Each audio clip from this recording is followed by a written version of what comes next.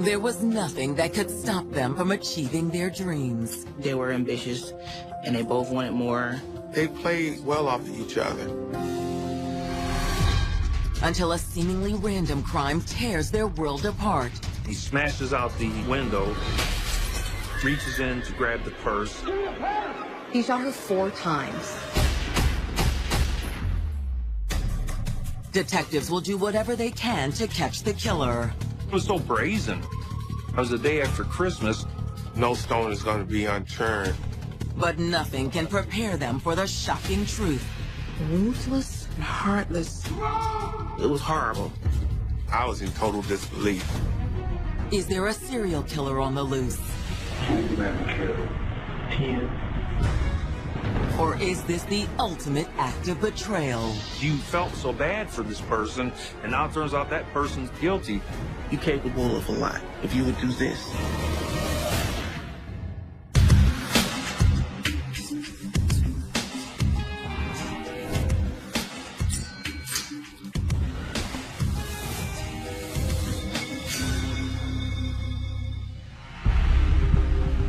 December 26, 2007, 9 p.m.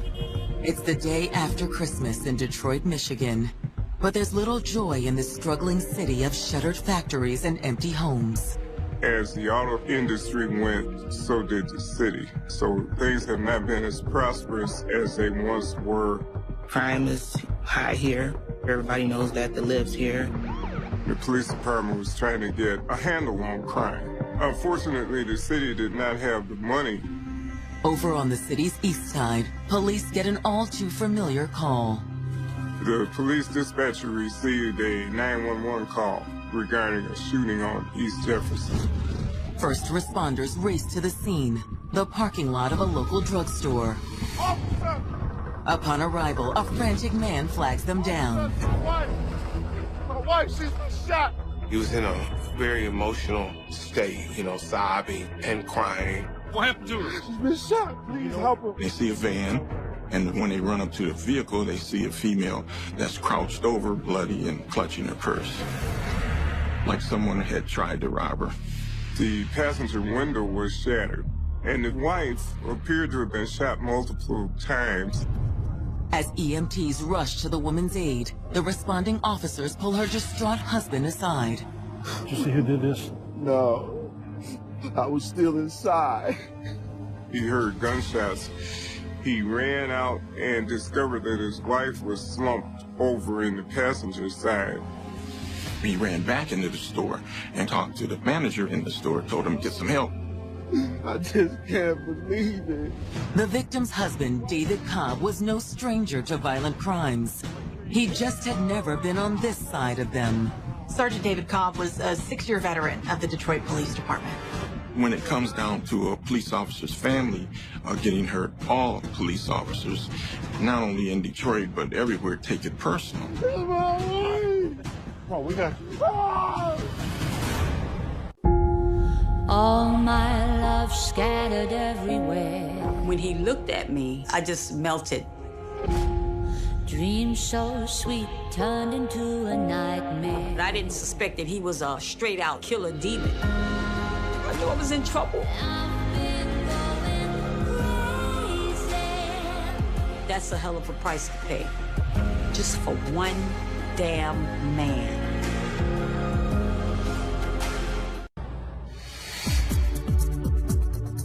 Rose Bennett was a shy woman, known for her heart of gold.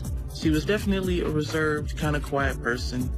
Not boisterous or loud or the life of the party. She had that kind of kind personality, and she wanted to help people. Always an overachiever, Rose propelled her passion for service into a rewarding career. It was important for her to push herself as far as you can go. Hey, lady. She got her bachelor's degree in social work, and then she started working for the Detroit Medical Center. She was a social worker there. She worked in the area with the mothers and babies before they left the hospital, and after they would need a lot of things or assistance, and she went that extra mile for them. When you're leaving the hospital, make sure you got your car seat, because they're not going to release you without your car seats. So make sure you get that before you go into the hospital. I don't think she could see herself doing anything else because she loved to help people. So she was right where she wanted to be. While Rose loved building relationships with clients, her personal life was stretched a bit thin. I don't think she was out searching for nobody. If that happened to happen somewhere down the road, she wasn't against it, but it wasn't her main focus. Her job was very important to her, and that came first. It's nice seeing y'all. Thank you. You're welcome. Though Rose's career was thriving, there were limits to what she could achieve. The social work program, you needed your master's degree in order to get a certain level, to get a certain pay. So she decided to just go and get her master's degree. In 1999, while attending classes at Wayne State University, Rose met someone who would finally take her mind off work. Rose would often run into David Cobb, who was working for the Wayne State Campus Police. You reconsider that date yet? I told you, I think about it. She told me about him, asked me what did I think. I said, well, it's up to you. So at first, it didn't become much of anything, but he was a very persistent person. He was quite struck by her. She was a very beautiful woman, and he continued to woo her. How about we just start with some coffee? If you insist, okay. He seemed like a laid-back guy, would smile and laugh. He was comforting, he was caring, he was funny. It was clear Rose had met her match in David. He liked helping people. He actually loved being a police officer. She was ambitious and he was ambitious. He wanted to move up, up, up as far as he could go. After just 8 months together, David and Rose could see that they had something special. He said, Rucker, I think I met the one. What she liked about him was what he liked about her. He saw her as someone that wanted something out of life, and that would do whatever it took to get there. And so they figured, why not? Let's get married, let's work on our careers, and have this life that we both always wanted. And that's what they did. After the wedding, Rose finished her master's. We were proud of her doing that. We all were very proud of her. David was moving up too. In 2001, he joined the Detroit Police Force. David was promoted to sergeant within 2 or 3 years after starting with the Detroit Police Department. A lot of the supervisors recognized his ability to lead and to put together budgets and his ability to work well with numbers. Like Rose, David was willing to work twice as hard to get where he wanted. He did start law school. It was a stepping stone to move up through the ranks in the Detroit Police Department. Their careers flourished so well that by 2006, the couple had saved up enough to buy their dream home in the Detroit suburbs. It was an upper middle class professional type of neighborhood. It was not too far from the river. Beautiful. Better homes and garden-like house. I can't believe this is ours. Oh my gosh, that's beautiful. This is just the beginning, baby. It was sky's the limit. Do whatever you want to do. And we're like this power couple trying to make some moves. But just as they seemed on the verge of achieving everything they ever wanted, fate had other plans for this dynamic duo. At a little after 9 p.m. the day after Christmas, Rose was shot outside of a drugstore. She was clinging to life, and they raced her to the hospital. After taking a brief statement from David at the scene, detectives allow him to follow. Officer, take him to the hospital, please. I don't think most people wouldn't be in a position to really answer accurately given what had just happened. Besides, what just happened appears obvious to police. Someone had come up, seen the victim alone in the van, decided to smash the window, take her purse, but then wound up shooting her multiple times. There have been robberies around that area during that time. A lot of carjackings. But detectives would soon discover this case is far from typical. The degree of difficulty in this type crime is high.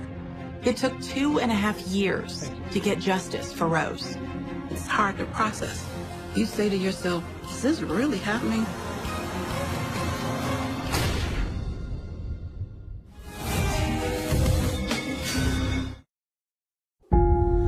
All my love scattered everywhere. When he looked at me, I just melted. dream so sweet turned into a nightmare. I didn't suspect that he was a straight-out killer demon. I knew I was in trouble. That's a hell of a price to pay.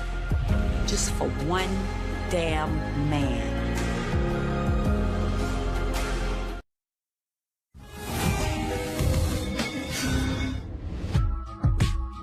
By the end of 2007, the future was looking brighter than ever for Rose and David Cobb. They both worked hard to accomplish their goals and wasn't afraid to go after what they wanted. They had a beautiful new home, 2 thriving careers, and David was working towards his law degree. But on the evening of December 26th, after a shooting outside an East Detroit drugstore, Rose and David's hopes and dreams hang in the balance. Rose had been rushed to the hospital where David waited for news of her condition, along with several of his coworkers from the Detroit Police Department. A number of people from his precinct had got the news, and we all went to the hospital. While David and his fellow officers stand vigil outside the ER, detectives search the couple's minivan. They felt it appeared to be a smash and grab type robbery. The window was shattered, and she appeared to be holding onto her purse. They didn't get the purse. Maybe somebody came by and spooked the shooter and made him run or something like that. However, while the crime's motive appears obvious, finding out who did it will be a challenge. There wasn't a whole lot of evidence at this crime scene for the police to go on. Often stores have video cameras that observe their doors or the parking lot, but in this particular instance, there was no video available. The only physical evidence detectives have are several .40 caliber shell casings they find on the ground outside the minivan. You have 4 shell casings, and, you can run those in ballistics. Speaking with the store manager, detectives are able to confirm David's earlier account. David was inside the store, and he heard shots on the outside. In fact, everybody heard shots on the outside. He ran out, then he runs inside and tells the manager and everybody, call the police, my wife has been shot. So you didn't actually see what happened? No, sir, I didn't. Luckily, someone else had. They were able to talk to a witness that actually heard this person demand the lady's purse. She must have fought him. Next thing I heard was some gunshots. Can you describe the shooter? The perpetrator was described as wearing a ski mask. All the witness could say was that the shooter was tall and slightly built. That'll be all. Thank you. With all leads at the scene exhausted, detectives head to the hospital. We were there for many hours, kind of not saying too much, just kind of feeling out what's going on, if you can help your friend in any way. Unfortunately, no one could prepare David for the update he was about to receive. The doctor came and they wanted to speak with the husband, and that's when they gave him the news. I'm very sorry. There was nothing we could do. No. There are no words. You just kind of like, man, is this really happening? Rose's family has the same reaction. His mother called and said that something had happened. It had been a robbery. You say to yourself, this can't be for real. And if you do go to sleep, you wake up and you're like, did I dream that? Did this really happen? After receiving the devastating news, detectives ask David down to the station for a formal statement. I'm sorry we have to do this now. It's okay. I understand. They brought him in, and the interview was a normal interview, asking questions on why were you there? Where were you going? What did you see? We were going to the movies. Why did you stop at the drugstore? I was going to pick up some candy. How are you, man? Sergeant Cobb said he was inside, and he heard some shots. When he came out, he saw that the van had been shot up, at least the window. Rose! And then he saw his wife bloody. Rose! Oh my God! Needing to explore all possibilities, detectives inquire about the health of David and Rose's marriage. How was your relationship? Things were good. I'm sorry. I had to ask. It's okay. I know the routine. They typically look at the spouse of the decedent when someone is murdered. It's almost like a protocol. You want to check them out to take him off the list. He answered all the questions, thoroughly, and they were satisfied with what he had to say. With David seemingly ruled out, detectives can focus on finding the man behind the mask. I just want to get whoever did this.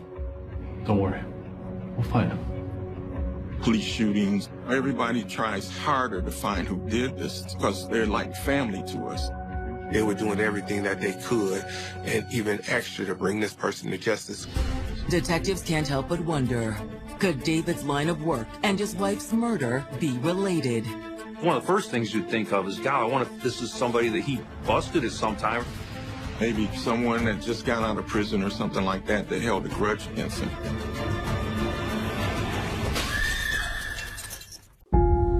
All my love scattered everywhere. When he looked at me, I just melted.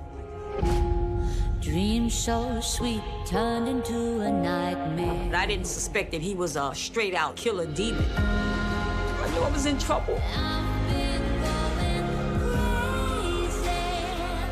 That's a hell of a price to pay. Just for one damn man.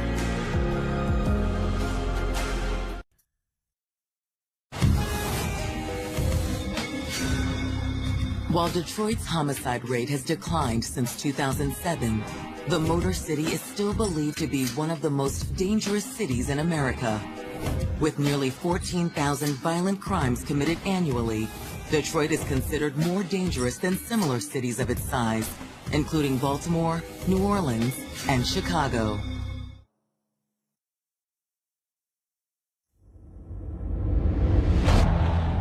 On the morning of December 27, 2007, the entire city of Detroit woke to the news that 47-year-old Rose Cobb had been gunned down in a drugstore parking lot on the east side of town. On the crime beat, you'll get notices about murders, homicides, different high-profile crimes, and we had gotten a notice that there was a murder. There's 300 and something murders in a typical year in Detroit, and you can't cover them all. You'd just be literally writing a new murder story every day. However, Rose was no ordinary victim. Obviously, it made the news when it was discovered that Rosie was the wife of a Detroit police sergeant. I basically got on camera, let them know that we're asking the public if anybody was there that night, that saw anything that could help shed some light on who did this to her. While evidence at the scene suggests the murder was the result of a botched robbery, detectives entertain another possibility. As a police officer, you always have concerns for your family.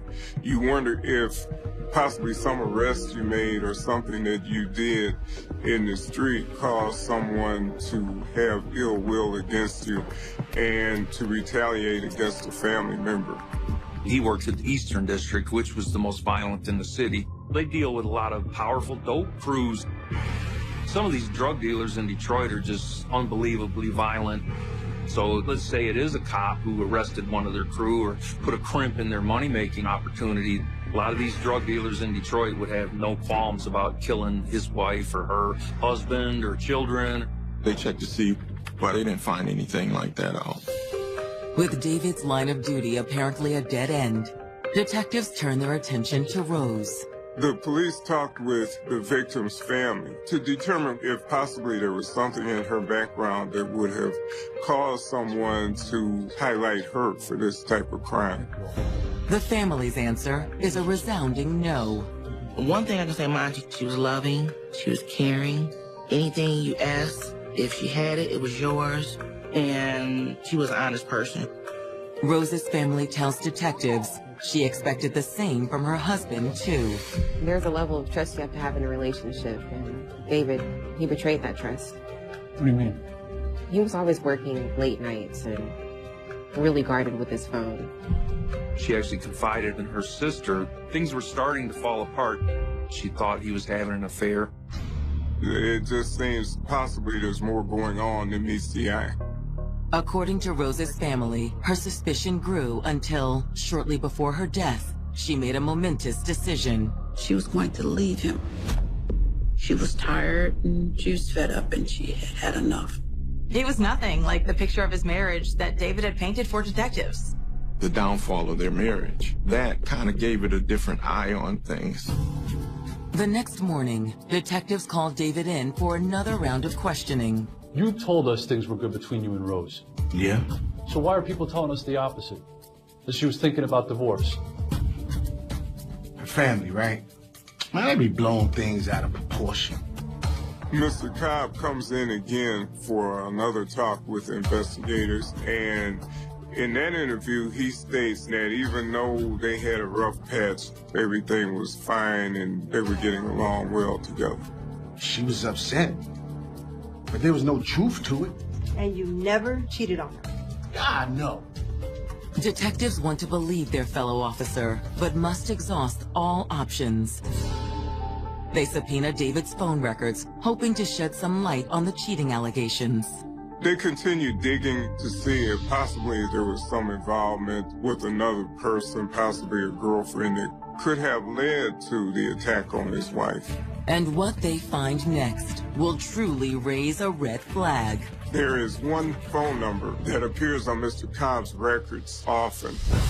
He was calling this number at all hours of the night.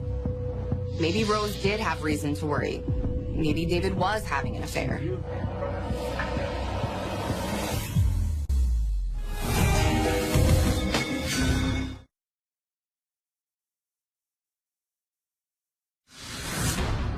Detectives are investigating the brutal murder of Rose Cobb, the wife of fellow police officer Sergeant David Cobb.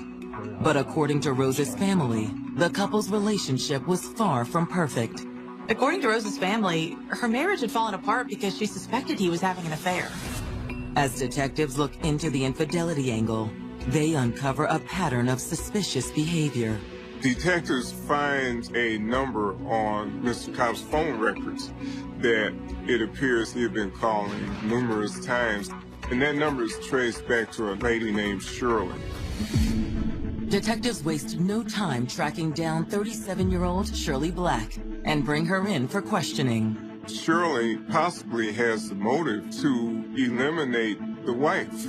If he was cheating, but then decided to try and make it work with his wife, Shirley could easily be a scorned lover. That's what you have to find out. What ideas does she have as far as continuing the relationship?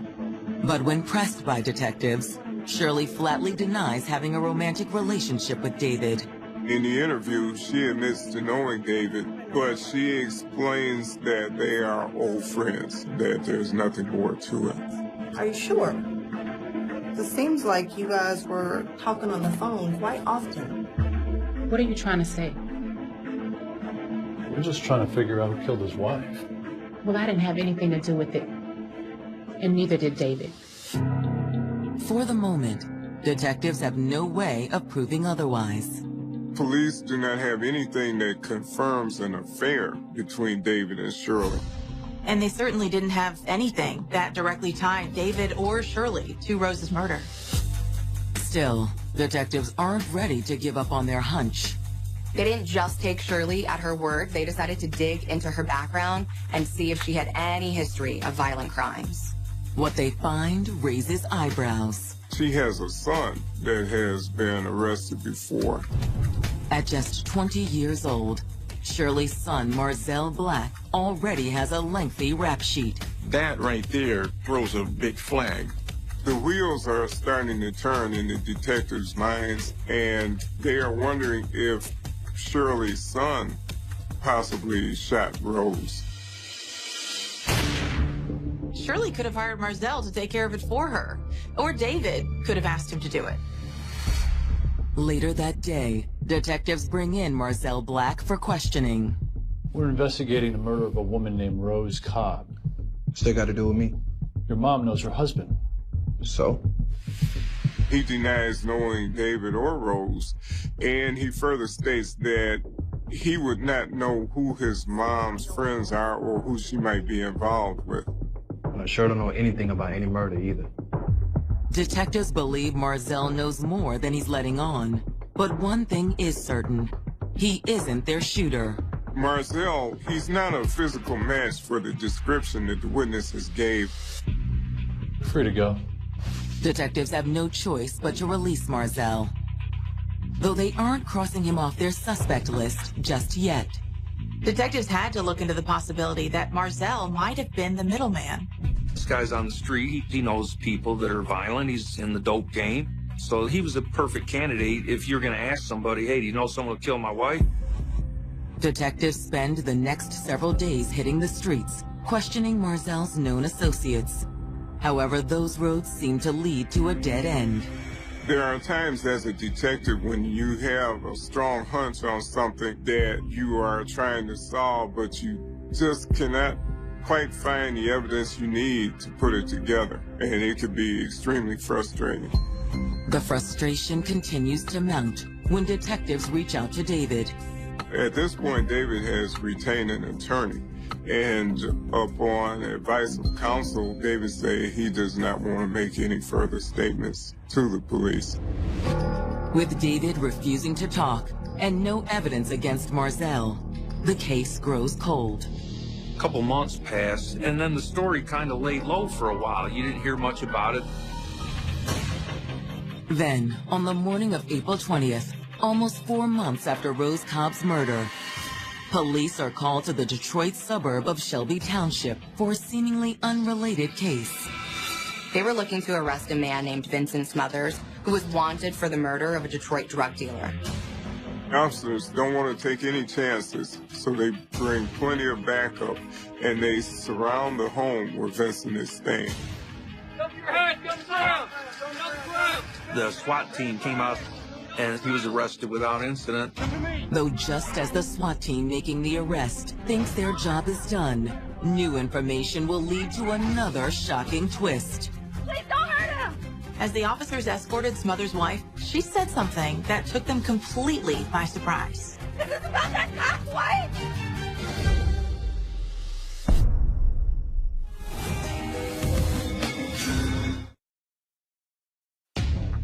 April 20th, 2008. While police in Detroit placed 27-year-old Vincent Smothers under arrest for the murder of a local drug dealer, his wife let something slip that may hold the key to solving another crime. While the police were putting cuffs on her husband, she asked if his arrest had anything to do with that cop's wife. This is about that cop's wife! This is a pretty jaw-dropping statement, and police are taken aback. It had been 4 months since the murder of Rose Cobb, the wife of Sergeant David Cobb, and that crime still hadn't been solved. Detectives working Rose's case are immediately called to the station. I need you to explain to me what you meant back there. About the cop's wife? When police bring Vincent Smothers' wife in, she states that Vincent had confided in her that he had actually killed the cop's wife. With the wife short on details, detectives move on to Vincent. To their surprise, he's more than happy to talk. According to him, he says he was kind of relieved once he got arrested.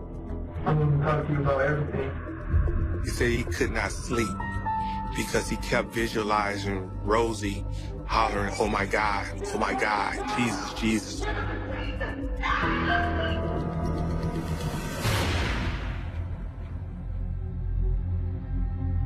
What happened at the drugstore?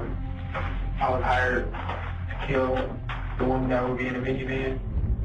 Were you intending to kill her? Yes. He not only admits that he killed Rose, but he further admits that he kills people for money. Okay. And why are you intending to kill her? Because that's what you specified? Okay. So you're doing a contract murder, right? For money? Yeah. Detectives are kind of surprised that he's as open as he is. How many people have killed? 10. He's talking about killing these people as calmly as you talk about what you had for dinner yesterday. Detectives are convinced he's telling them the truth, too. Smothers gives details about each murder. He knows the caliber of gun that was used, many intricate details that only the killer would know. He was just giving detail after detail. He just opened up and, I think they said, wow, we hit the jackpot here. Vincent explains to detectives that the whole thing started when a drug dealer approached him about a job. Her arrangements were made with Marcel Black. He tell me, I know this guy who said he wanted his wife killed. And you set it all up, it'd be easy. Okay, then what happened? He said the guy wanted to meet so he can go over the plan. So you have commitments? Right. Detectives finally get the break they need when Vincent stated that he met with the guy that had offered Vincent a portion of his wife's insurance money if he would kill her. Who hired you to kill her? David Cobb. They thought all along that there was something going on between David Cobb and Marcel's mother, Shirley. This seemed to put it all together for them. Okay, did David Cobb ever discuss money with you for the murder of his wife? Yes. Yes. I would be getting paid $5,000 by David Cobb through Marcel, so Marcel was getting paid $705,000 I was getting paid. So, $10,000, $5,000 to Marcel, right, and $5,000 cash for you. Right, and that would be paid after. And you never said it. She had a $200,000 life insurance policy, and he was going to give him 10 grand. She cheat on you or something? You ain't got to worry about that, bruh. You want the 10 grand or not? Vincent was hesitant to take on that task because he only killed people that he felt deserved it. Up until he had shot Rose, he killed people that were drug dealers, people in the game, as we would say. Vincent decided to do it because it was an easy job and the money was good. Vincent says on the night of the murder, he was waiting in the drugstore when the cops pulled into the parking lot. Smothers said David had planned to enter the store, and that would have been a hint for Vincent to go ahead and carry out the mission. Cobb walks past, kind of gives a nod. Okay, thumbs up, this thing's a go. Vincent said he grabbed a tire iron out of his car, and he's got his gun.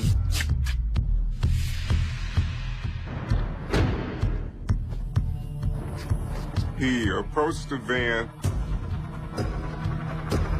He broke the passenger window with the tire iron. Give me the purse! Give me the purse now! He wanted to grab the purse, make it look like a robbery. Give me the purse! Things didn't quite go as planned, though. Rose screamed. She grabbed her purse and leaned in the opposite direction. She was nervous. It was like she was almost turned around and seek away from me. She was screaming. She was afraid. Just screaming. So he figured, you know, I better just do this now. Oh my God! And he opened fire.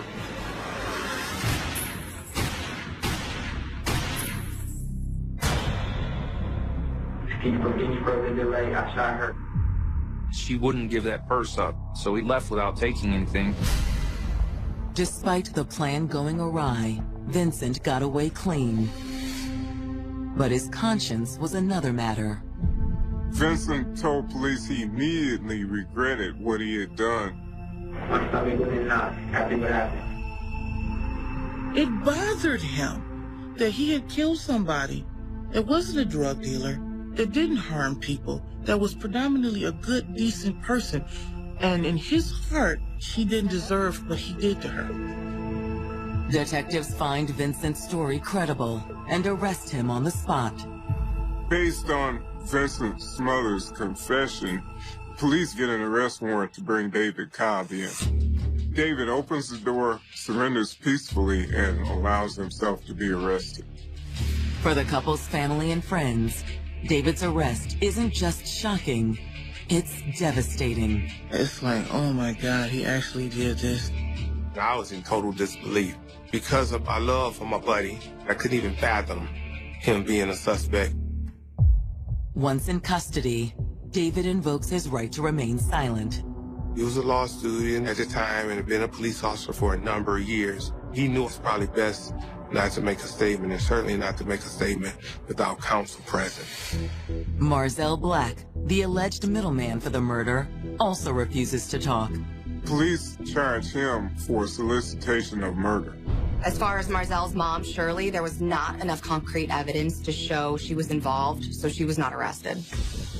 However, just when it looks as though Rose's killers have finally been brought to justice, prosecutors have to do the unthinkable.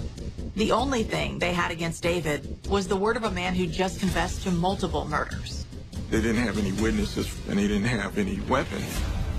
Less than 48 hours after his arrest, prosecutors have no choice but to release David Cobb.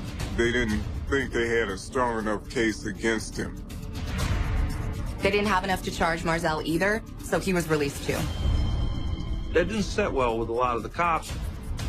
I was like, how could he get away with it? That's what's up.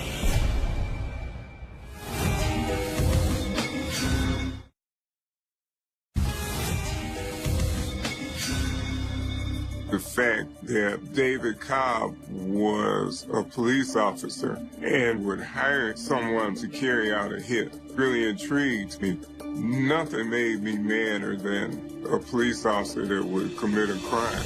To me personally, I went all these years without doing anything criminal, and I always felt like if you want to be a criminal, go out and be a criminal, but don't tarnish what I'm doing or put a stain on my badge because you want to do something else.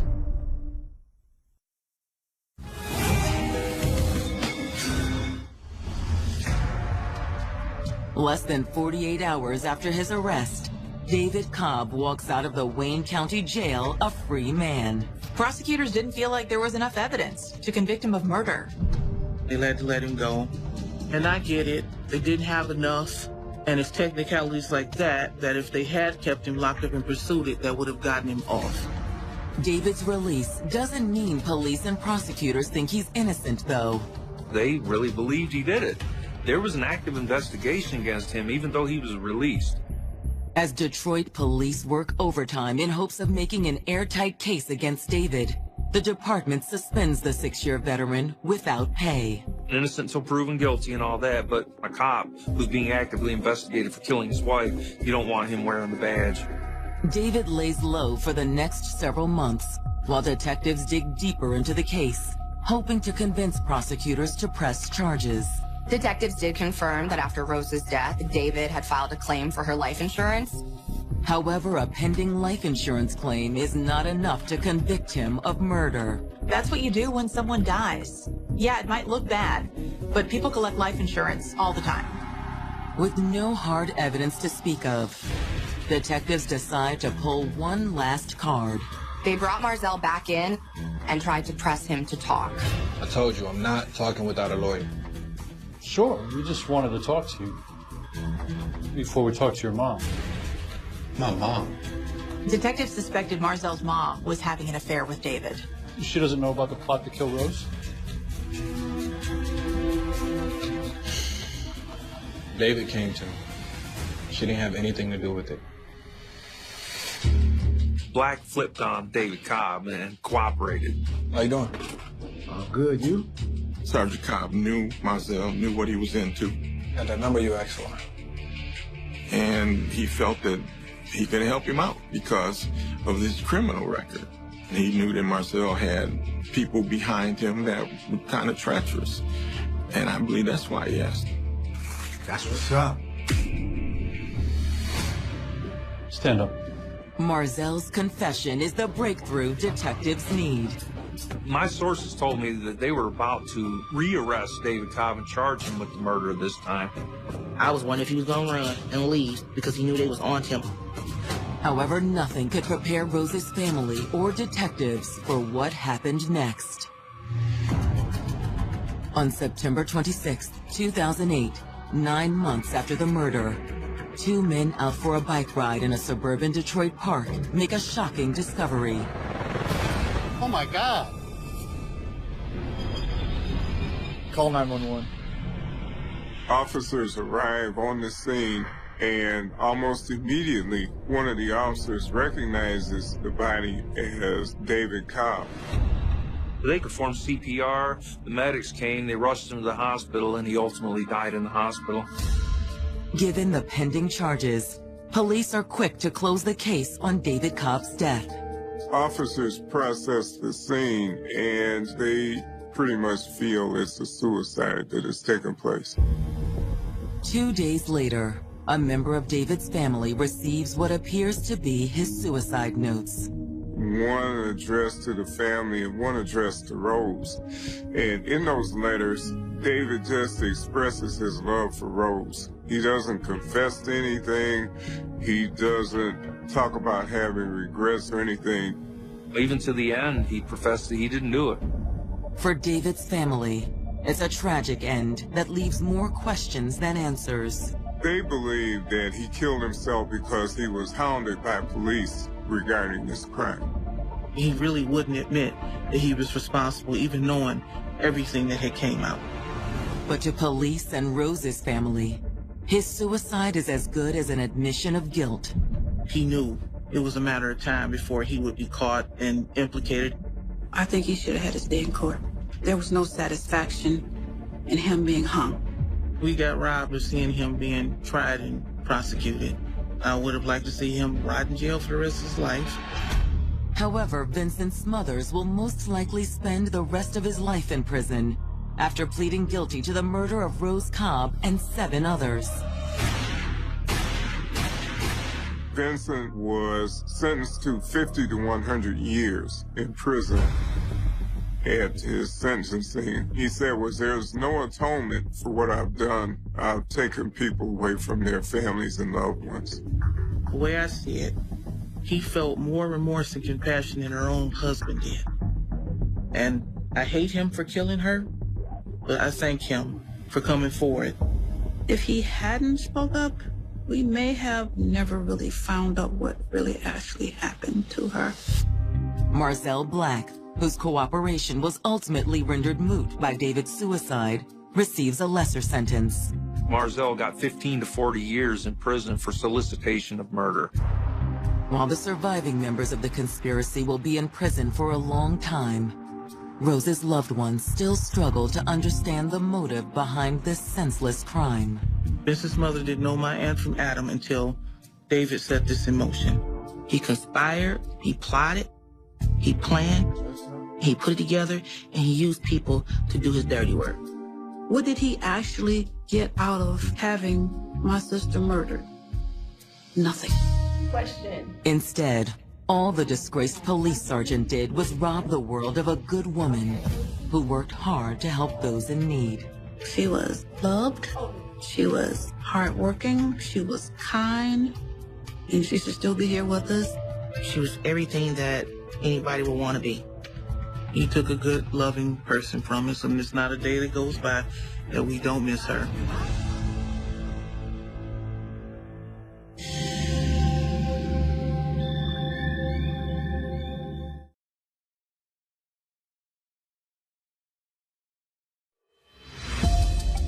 This hard-working single mom thought she'd found true love.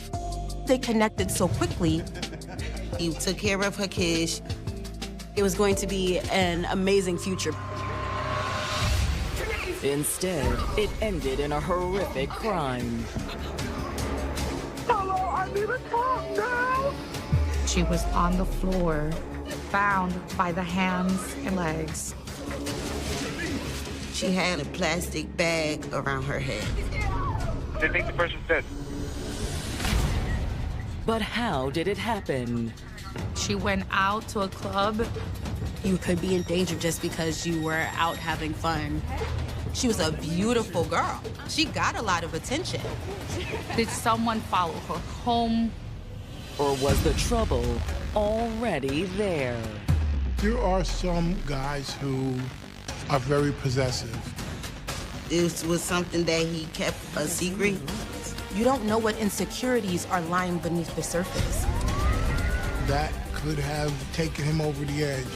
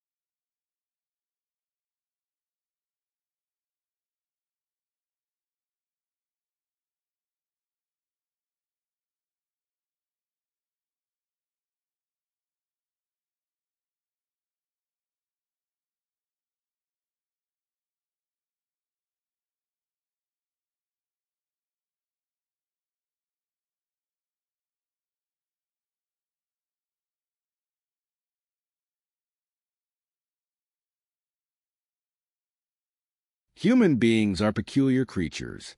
They murder each other for the most pathetic and unimaginative reasons you could ever conjure up in your worst nightmares.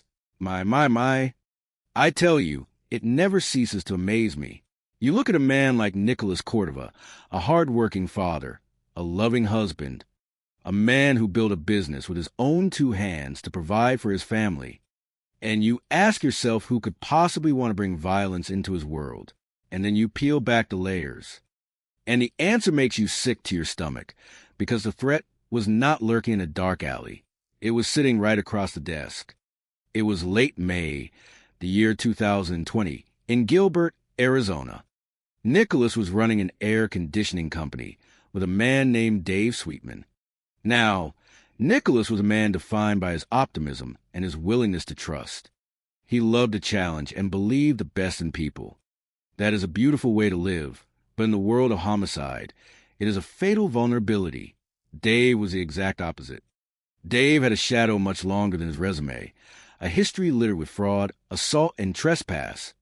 A man like Dave does not look at a partnership as a shared dream. He looks at it as a host to feed on. He is a parasite, plain and simple. The friction started months before the murder. Money began to vanish. $30,000 disappeared from the company accounts, snatched by Dave to cover his own mysterious debts. Then another $15,000 vanished. Nicholas was feeling the pressure. He told his wife Alicia that he felt like he was being watched. He even joked, though it was no laughing matter, that Dave might hire someone to kill him for the insurance money. And there it is, the oldest, ugliest motive in the history of human existence: greed. Dave had convinced Nicholas to take out life insurance policies on each other. Not a small safety net, mind you, but policies totaling $8 million. You have an underperforming business, a partner bleeding the accounts dry, and an $8 million lottery ticket waiting on a death certificate. You do not need to be a seasoned detective to see where this is heading. The math is not complicated. The math equals murder. On the day of the killing, Nicholas was working late. His children called him on a video phone application. His wife Alicia was listening from afar. Suddenly, the screen turned to chaos. Alicia heard yelling, a struggle, the sounds of her husband fighting for his life, and she saw the flash of a dark glove. She raced to the office, but it was too late. When the police arrived, they found Dave inside, miraculously unharmed save for a bump on his head, handing a bloody handgun through the cracked door. Nicholas was dead on the floor, shot once in the back of the head, execution style. A coward chooses not to look his victim in the eye. Dave spun a story right then and there. He claimed 2 men in medical masks came in asking for cooling gas, that it was a robbery gone wrong. He claimed they knocked him out and took all his money. But when the patrol officer patted Dave down, he found over $1,000 in cash sitting right there in the front pocket of Dave. You have to be kidding me. I have interrogated countless thieves in my career, and I can assure you, not a single one of them glides past a pocket full of cash after knocking a man unconscious. The lie was so flimsy, it collapsed the moment it left his mouth. But the local police department bought it. They looked at the security footage, which conveniently lacked cameras in the main office, and saw 2 masked men enter and leave. They saw Nicholas get shot in the lobby. What they failed to scrutinize was the behavior of Dave moments before the killers arrived. The widow, Alicia, fought for years just to see that tape, and when she did, she saw what any real investigator would have spotted instantly. Just before the assassins pulled up in their old red and silver truck, Dave walked the front door and peeked out through blinds. He was waiting for them. He was watching for his hired help to arrive. And when the deed was done, what did Dave do? 5 days later, before the earth had even settled on the grave of his partner, he sent a message to the grieving widow, demanding she sign the insurance paperwork. 5 days. He could not even wait a week to start counting his blood money. That is the essence of a true sociopath. A creature entirely devoid of human empathy, motivated only by an insatiable hunger for unearned wealth. Nicholas looked at Dave and tried to see a brother in arms. But Dave looked at Nicholas and saw nothing but a human-shaped bank vault. The tragedy of this case is compounded by the sheer incompetence of the investigation that followed. Detectives were shuffled around. Evidence was hidden. A clear image of one of the suspects from a nearby convenience store was kept from the public for weeks. The weapon was never properly publicized. The investigators claimed they could not find a paper trail linking Dave to the gunman. But you do not find a trail if you refuse to open your eyes and look at the dirt. Financial audits should have been tearing through the bank records of Dave, tracing every penny of that missing $45,000. Instead, Dave walked away. He started a new business out of his house. The killers are still breathing free air. But I tell you this, you can lie to the police, you can manipulate a grieving family, and you can hide behind redacted documents and incompetent investigations. But you cannot outrun your own guilt. The truth is a patient hunter. It does not sleep. It does not tire. It sits in the shadows and waits for the arrogant to make one final mistake. The Cordova family lost a good man to the abyss of human greed, all for a payout built on betrayal. It is a tragedy of the highest order, reminding us that sometimes the people standing closest to you are the ones holding the knife. People really are the strangest creatures. Humans are strange creatures. They lie, they cheat, and they kill for the most ridiculous reasons you can imagine. But what truly chills the blood is not just the darkness lurking inside a killer. It is the staggering incompetence of those who are supposed to protect the innocent. I tell you, looking at the unsolved death of Laura Sweetman is like looking at a masterclass in systemic failure. To understand a death, you must first understand a life. And Laura was a woman living in a quiet, invisible cage. She was a brilliant mind, a pediatric neurologist who spent her life healing children at a hospital in Phoenix. From the outside, her life with her husband, Dave Sweetman, looked like the classic American dream. They started dating in the 1980s. The varsity football player and the smart girl, eventually marrying and having 3 sons. But evil does not always kick the front door in. Sometimes it moves and unpacks its bags and slowly breaks you down over decades. Dave was a psychological manipulator, a man who chipped away at his wife's confidence until she felt like a guest in her own life. Laura tried to build armor, going to the gym, finding strength in her own body, but Dave was always there, radiating a dark, controlling energy that made even strangers' skin crawl. It took years, but in April of 2013, the grand illusion shattered. Laura discovered Dave had a completely separate life, a secret preschool-aged son with another woman. You have to be kidding me. That was the absolute final straw. She meticulously planned her escape, renting a hidden house and plotting to move her belongings while Dave took 2 of their boys to a wrestling tournament in New Mexico. But escaping a controller is the most dangerous moment in a victim's life. The control is slipping, and men like Dave do not let go gracefully. We see this violent desperation in the domestic violence incident on April 21st. Laura fled to a movie theater and called the authorities, reporting that Dave held her against her will, choked her 3 separate times, and threatened to kill himself. When the deputies arrived, Dave put on his innocent face, claiming he only put his hands on her to hug her closely. My. The classic, pathetic defense of the abuser, twisting an act of violence into an act of affection, even with a 1-hour and 2-minute audio recording where Laura was physically struggling and begging for help. The Justice Court dropped the charges due to insufficient evidence. The system failed her then, and it would fail her again. She obtained a protective order and full custody, but she lived in a constant state of terror, drowning in severe stress and financial anxiety caused by Dave's shady business dealings. She was terrified someone was following her, and maybe someone was, just weeks before her death. A vigilant neighbor named Harry saw a white vehicle parked in Laura's driveway. The strange man inside cursed him out. The police were called. The neighbor took down the license plate. And what did the detectives do? Absolutely nothing. They never ran the plate. They never followed up. I tell you, a detective who ignores a suspicious vehicle lurking outside a domestic violence victim's house is a detective who should turn in his badge immediately. Then comes the weekend of the murder. Laura had started dating, desperately trying to feel human and normal again. On the night of Sunday, December 8th, she had a fitness trainer named Will over at her house. Will admits he was there, but conveniently cannot remember what time he left, and the detectives never press him on it. He later deleted all his text messages with her because he claimed he had a girlfriend and did not want her to know. A coward trying to save his own relationship while a woman lies dead. Was it Will? Was it Dave? Whose phone conveniently showed he was home all night, but who could have easily slipped away? Was it one of the other 4 men she was communicating with that weekend? We may never know, because the investigation stopped dead at the autopsy room doors. And what an absolute, unforgivable circus that was. On the morning of December 9th, the nanny found the dog gate knocked out of place, the back door completely unlocked, and Laura dead in the bathtub.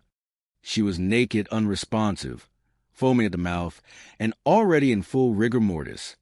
There was a bottle of prescription stimulants at the scene, yet her toxicology report came back entirely clean. The autopsy noted surface-level contusions on her head and fresh bruises on her arms.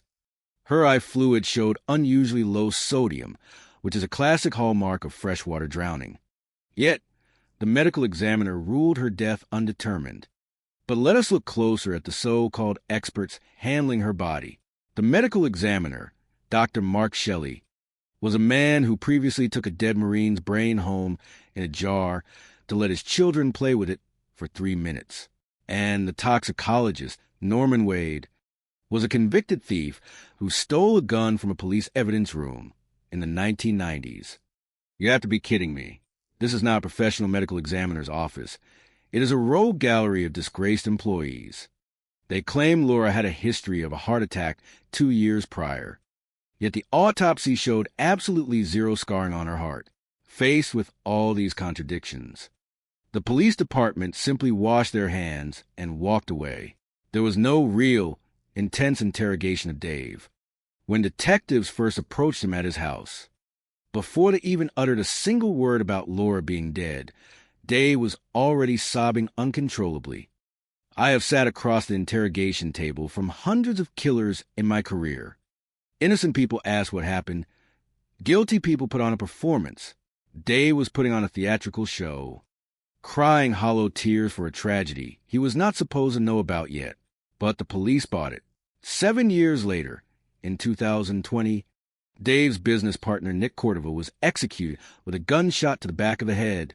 And Dave walked away again, attempting to collect on an $8 million life insurance policy. A dark cloud of death follows this man, yet he remains untouched. Laura Sweetman fought desperately to reclaim her life, to protect her 3 sons. And she was silenced in the most terrifying way imaginable inside her own sanctuary. Her death is a stark, haunting reminder that monsters do not just hide in the dark alleys.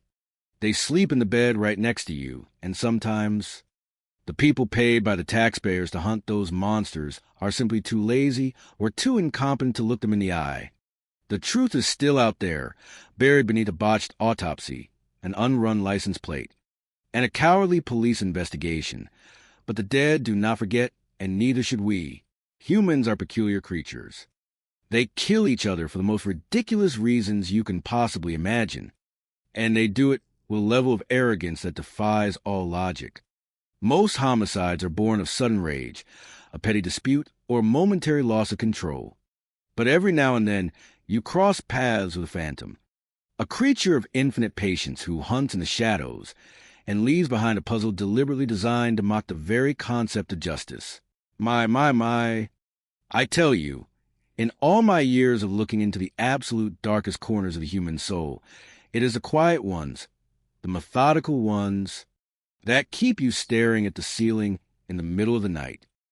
Let's talk about Stephanie Casper. She was just 17 years old, standing on the absolute edge of her entire life. Her 18th birthday was merely 2 days away. Think about that for a moment. 18. It is the age of freedom, the age of infinite horizons. She had a part-time job waiting tables at a chain restaurant in downtown Milwaukee. By all accounts, she was a good girl, a hard worker who was eager to build a life of her own. She was the kind of girl who looked out for the younger kids in her neighborhood, making sure everyone felt included. She had a gentle heart, but kindness, sadly, is not a shield against evil. Stephanie was hiding a secret from her parents. She was in love with a 22-year-old military man named John. She kept him hidden because John was a black man in 1969, and she feared her parents would not accept him. That fear, that desperate need for secrecy, forced her to operate in the margins of her own life. When you are young and sneaking around, you believe you are invincible. You believe the shadows are there to hide you from your parents. You never stop to think that there are monsters waiting in those exact same shadows. Her desire for independence made her vulnerable to anyone who knew how to exploit a young woman wanting to escape her childhood home. On a Wednesday afternoon, July 9th, 1969, the weather was overcast and drizzling in Racine County, Wisconsin. A 10-year-old boy was fishing near a condemned bridge on 8 Mile Road. Children are naturally curious, a trait that usually serves them well, until they stumble upon the horrors adults leave behind. He found remains along the muddy bank of the Root River. When investigators arrived, they found a nightmare wrapped in a Milwaukee Sentinel newspaper dated June 24th and torn brown paper bags. The killer had left pieces of a human being scattered in separate piles. Missing entirely were the torso and the left leg. When I look at a dump site, I am not just looking at the evidence. I am looking for the story the killer did not intend to tell. We found unburned matchsticks. We found a single brown leather shoe. We found an older military-style jacket stripped of its patches, caked in mud 8 feet away. But the most glaring piece of evidence was not what was left behind, but how it was left behind. The pathologist noted that the cuts separating the joints were incredibly precise, almost surgical. You have to be kidding me. The sheer coldness required to dismantle a human being like a piece of machinery is staggering. This was not a panic-driven disposal by an amateur. This was done after death by someone who had the time, the privacy, and the psychological detachment to meticulously separate bone and tissue. This killer possessed an absolute disregard for human dignity, paired with a chilling degree of organizational skill. He viewed Stephanie not as a person, but as an object, a project. Let us retrace her final steps. Stephanie went to her waitressing shift on Sunday, July 6th. She was supposed to be picked up by John when her shift ended at 12:30 in the morning, but John fell asleep. An innocent, careless mistake, but one he will undoubtedly carry for the rest of his life. Stephanie was frustrated. She walked out the front door of that restaurant into the dark, carrying her brown leather purse. That was the last time anyone saw her alive. She was angry, tired, and looking for a way home. In that fragile mental state, she likely accepted a ride from someone she recognized, or someone who offered a solution to her immediate problem. We know the killer was moving with absolute purpose. A day after her body was found, a cluster of her belongings was discovered along a rural road 6 miles north of the river. A gold clutch, an appointment book, her Social Security card, and torn photographs. Why scatter these items along the roadside? It is a psychological game. The killer was shedding evidence, leaving a trail of breadcrumbs across 25 miles of rural backroads between Milwaukee and Racine. He was marking his territory. This tells me we are dealing with a local, someone highly comfortable navigating the geography in the dead of night, moving smoothly between jurisdictions to confuse law enforcement. In any homicide, you look at the inner circle first. The boyfriend, John, cooperated fully and was cleared. Then the local rumor mill started churning. People whispered that her father, Charles, discovered her secret relationship and killed his own daughter over unpaid gambling debts or sheer rage. When investigators asked him point-blank about the murder, his response was astonishing. He chuckled and said that if he had done it, the police never would have found her. What a profoundly foolish thing to say to a homicide detective. But foolishness is not a crime, and working the second shift as a dispatcher gave him a solid alibi. He was not the predator we were hunting. Then we look at the workplace. The restaurant was a transit environment filled with men who knew her exact schedule. Enter Michael Bartelt, a 20-year-old cook. When interviewed days after the murder, he claimed he saw Stephanie leave out the back door, contradicting every other witness. Then he casually mentioned he had already quit his job and was flying to Hawaii for an extended trip. Highly convenient timing, would you not agree? But with no significant criminal record, investigators let him walk. 19 full years pass. 19 years of agonizing silence and empty holidays for the Casper family. Then, in 1988, Michael's own sister contacts the police out of the blue. She claims Michael never went to Hawaii. She claims he was violently abusive to his own family and highly familiar with the exact rural areas where Stephanie was scattered. When detectives finally track Michael down, his story changes completely. Now he claims he clocked out hours before Stephanie and never saw her leave. As for Hawaii, he admits he went to Las Vegas instead. I tell you, a liar will always give you two different versions of the truth, and neither of them will be factual. Decades later, a sharp investigator pulls the old-time cards from 1969. Michael Bartelt was not even on the clock that night. He was never scheduled to work. He had deliberately inserted himself into the timeline. He made himself a witness to a departure he never actually saw. Why? Because the guilty cannot help but inject themselves into the narrative. They possess a deep-seated arrogance. They believe they are outsmarting the police by steering the investigation, but in reality, they are only painting a giant target on their own backs. Yet, when genetic testing finally caught up to the modern era, the genetic material pulled from a towel found near a secondary bone dump site did not match him. Michael died in 2024, taking whatever dark secrets he harbored directly to the grave. The investigation chased ghosts for decades. We had a witness who saw a white male in his late 40s near the river hours before discovery. A man with reddish hair and a bandaged hand driving an early 60s white vehicle. That man vanished like smoke in the wind. Years later, a tip comes in about a man named Wilbert Mackey. A man so fundamentally evil, he terrorized his own children by claiming he was the real killer, allegedly forcing his young daughter to help him dump heavy bags into the river. He was a monster who slaughtered animals and psychologically tortured his family. But when his genetic profile was finally tested, he too was excluded. The arrogance of a psychopath often leads them to claim horrors they did not commit, simply to feed their own twisted ego and maintain control over their victims through fear. This case remains open today. The current investigator refuses to let it gather dust. He is tracking a new suspect, a man with military background who has left a trail of dismembered victims wrapped in newspapers near waterways across the country. A traveling phantom who perfected his craft over time.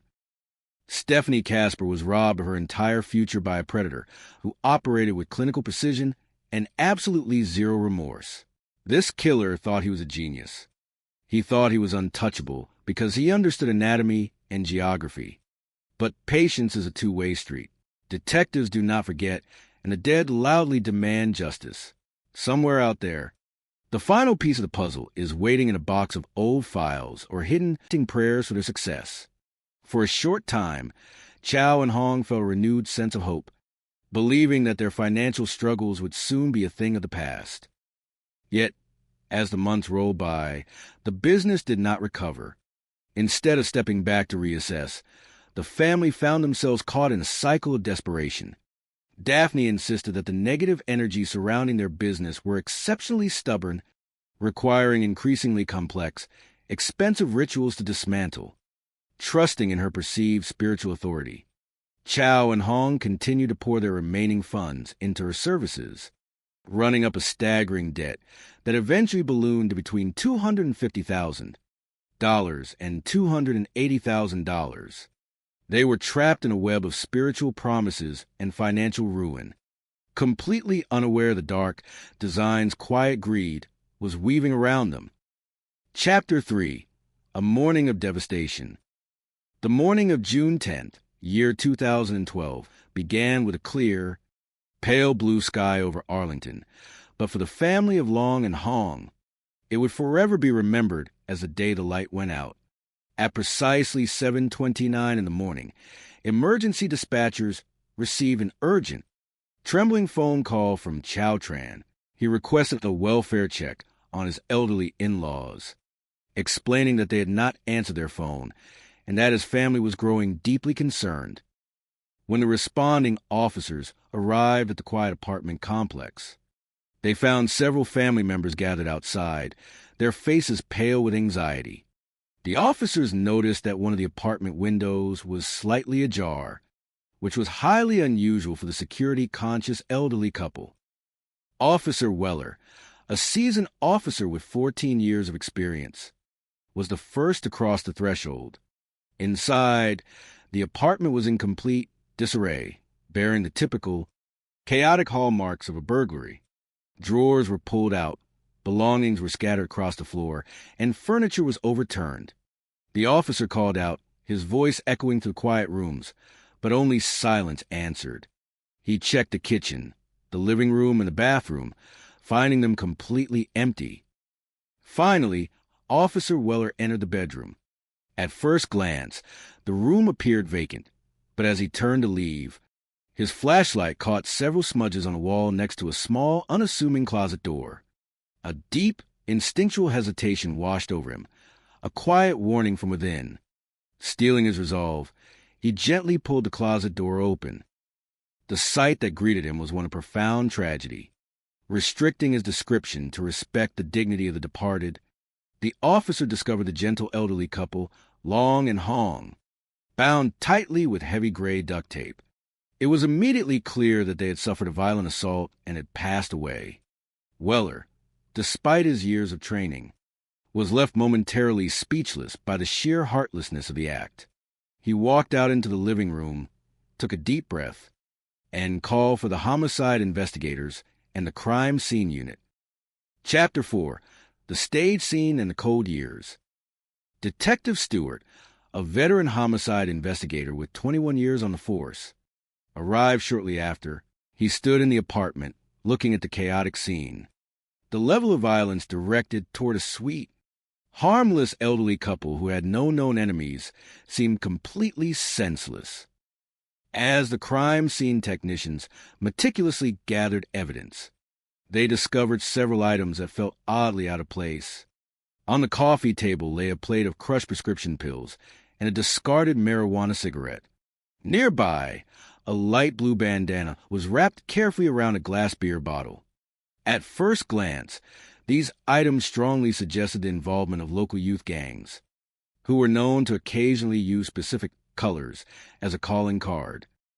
However, Detective Stewart's seasoned instincts told him to look closer.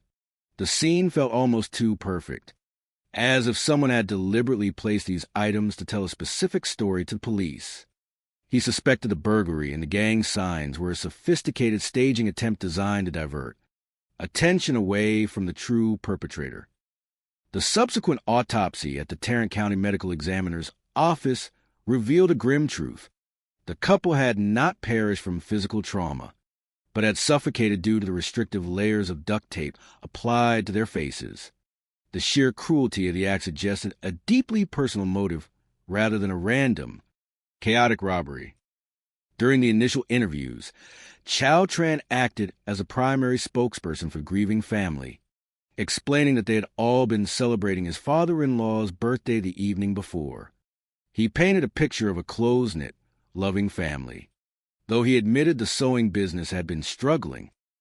Shortly after the funeral, a standard notification from an insurance company revealed that Long and Hong carried a substantial life insurance policy worth at least $1 million, with Chow Tran listed as a primary beneficiary.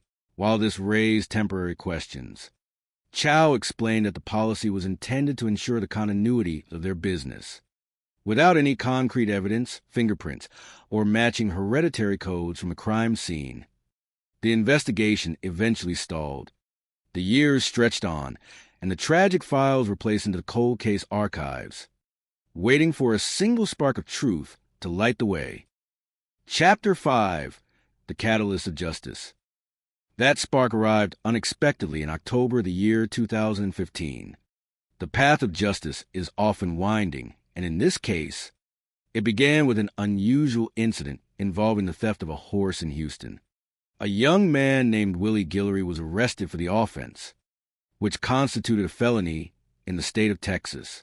Because of his felony conviction as an adult, his unique genetic profile was entered into the national database for the first time. Within days, the system flagged a miraculous match. The hereditary markers from the discarded marijuana cigarette found at the Arlington crime scene in 2012 belonged to Willie Guillory. At the time of the murders, Willie had been a mere 16-year-old youth with no prior adult record, explaining why his profile had never appeared in the database during the initial investigation. Detectives quickly brought Willie in for questioning, faced with the undeniable scientific evidence of his presence at the scene. The young man broke down in tears and confessed. He revealed that he had not acted alone. He had been led to Arlington by his uncle, Bobby Guillory, a 52-year-old man who was struggling financially at the time. More importantly, Willie pointed to the true architect of the tragedy, Daphne Wright, the spiritual advisor from Houston. Willie explained that Daphne was furious over the massive, unpaid debts owed to her by the family. She had approached Bobby Guillory, offering him $10,000 to carry out a dark deed to ensure she would collect her money. Through the couple's life insurance policies, Daphne had provided Bobby with a key to the apartment, which allowed the men to slip inside and stage the scene before the couple returned home. Chapter 6. The Verdict of Truth. Armed with this explosive information, detectives traveled to Katy, Texas, to arrest Bobby Guillory. When confronted, Bobby confirmed his nephew's story, expressing deep remorse for his role in the crime. He admitted that they had been desperate for money and had allowed themselves to be used as pawns by Daphne Wright, whom he described as a ruthless, greedy mastermind who demanded her money at any cost. But the most shocking revelation was yet to come. When asked how Daphne had obtained the key to the apartment, Bobby stated that she had received it directly from Chow Tran himself. The revelation of Chow's complicity sent shockwaves through the department. The financial records subpoenaed by the state showed that shortly after tragedy, the sewing business had closed and Chow had purchased a beautiful new home. It became clear that Chow, trapped under the absolute spiritual and psychological control of Daphne, had agreed to a horrific arrangement. He claimed to his attorney that his mother-in-law, Hong, had offered herself as a sacrifice to save the family from Daphne's spiritual wrath. But investigators viewed this claim as an absurd attempt to justify a terrible betrayal driven by fear and financial greed. To secure a conviction against Daphne Wright, the individual who had orchestrated and funded the entire plot, prosecutors made a difficult choice. They offered Chow Tran immunity from prosecution in exchange for his full, detailed testimony against the others. The trial began on August 26, year 2019. On the witness stand, Chow portrayed Daphne as an incredibly manipulative and commanding figure who ruled her clients with fear, using their deep cultural beliefs and spiritual curses to extort hundreds of thousands of dollars. Though the defense argued that Chow was the true beneficiary of the insurance money and was using Daphne as a scapegoat, the jury ultimately saw through the deception. In September of the year 2019, the jury returned a verdict of guilty. Daphne Wright was convicted of capital murder and sentenced to life in prison without the possibility of parole. Bobby and Willie Guillory likewise faced the legal consequences of their actions. While the legal battle concluded with the mastermind behind bars, the heavy weight of the tragedy remained. For the investigators who had dedicated years to seeking justice for Long and Hong, the immunity granted to Chow Tran was a difficult pill to swallow. Yet, as the community looked back on the lives of the gentle elderly couple, they chose to remember them not by the darkness of their final moments, but by the warmth, love, and enduring spirit community they had brought with them across the sea. The story of their journey stood as a powerful reminder of the precious nature of family the danger of unchecked greed, and the ultimate, inescapable power of truth to shine light into the deepest dark. In the quiet expanse of Tarrant County, Texas, the city of Arlington stands as a vibrant tapestry of cultures. By the late 20th century and into the early years of the 21st century, a flourishing Vietnamese immigrant community had woven its dreams into the very fabric of the city. Among those who arrived with hopes as vast as the Texas sky were Long Nguyen and his beloved wife, Hong Le. They had immigrated from Vietnam in the year 2000, seeking what so many before them had sought, a peaceful, prosperous legacy for their 3 children and grandchildren. They were a sweet, hard-working, and generous couple, beloved by their neighbors and deeply rooted in their cultural heritage. To build their piece of the American dream, they established a commercial sewing business, relying on the help of their family, including their articulate son-in-law, Chow Tran, who often served as the public face of the enterprise because of his strong command of the English language. For nearly a decade, their efforts bore fruit, culminating in a highly lucrative contract to manufacture garments for a major commercial giant, a brand as universally recognized as Disney. Yet, as the year 2011 arrived, the tides of fortune began to shift. The contract was lost, and the family business began a slow, agonizing decline. Facing financial distress, the family turned to traditional beliefs in search of a solution. For thousands of years, many cultures have looked to spiritual practices to protect wealth and invite good fortune, desperate to lift what they feared was a persistent curse on their livelihood. Chow Tran and his mother-in-law, Hong Le, searched a local Vietnamese newspaper and discovered an advertisement for a spiritual advisor based 250 miles away in Houston. Her name was Daphne Nguyen Wright, and she promised that she possessed a unique spiritual power to dispel negative energy, lift curses, and restore prosperity. Chow Tran made contact with Daphne, traveling to her Houston home for a consultation. There, she performed rituals meant to turn their fortunes around, leaving the family deeply hopeful that their dark days would soon be replaced by light. But behind the promise of spiritual sanctuary lay a web of insatiable greed. Over the course of a single year, instead of delivering good fortune, the arrangement spiraled into a devastating financial trap.